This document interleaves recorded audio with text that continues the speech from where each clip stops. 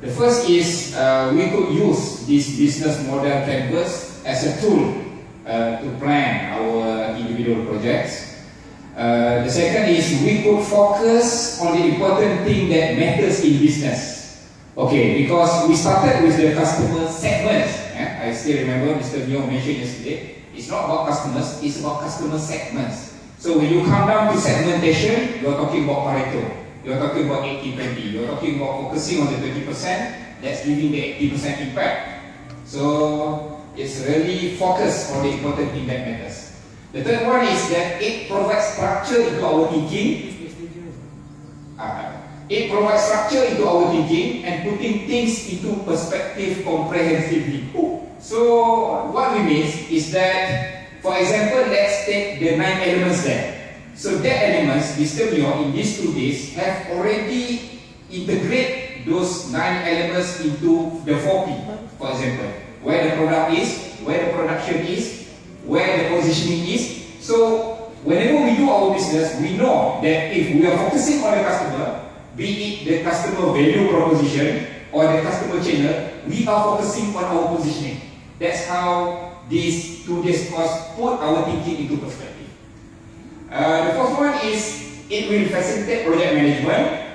We can probably manage our time, manage money, resources. Mr. Neo in these 2 days have already described at the end there about the meaning of meeting, how you can use this to basically track all that matters in your business. And then the next one is convince top management for approval. Actually, many of us have been doing presentation, our pitch to the top management on our projects. For example, we have IC, Investment Executive Committee, we have FIC, the Financial Investment Committee. And basically, when you present this in the form of the business model after this, then probably the top management, because top management usually are thinking from the bird's eye view. They are looking at the big picture. So by providing them the big picture in just one sheet of paper, you are facilitating your approval basically. Yeah? So the next one will be understanding the depth and the breadth of value proposition.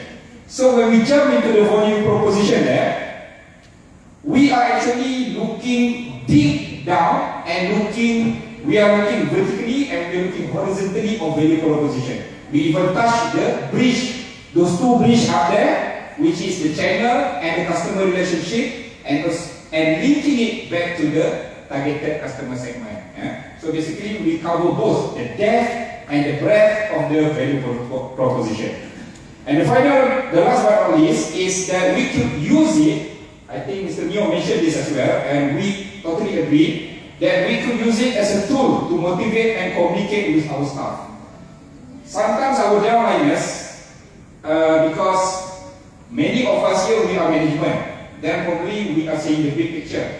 But many of our downliners sometimes they see the trees, they don't see the forest. So by providing it in one piece of paper, the business model canvas, then we let our staff, instead of just seeing the trees, to see the forest. Thank you. Okay, very good question.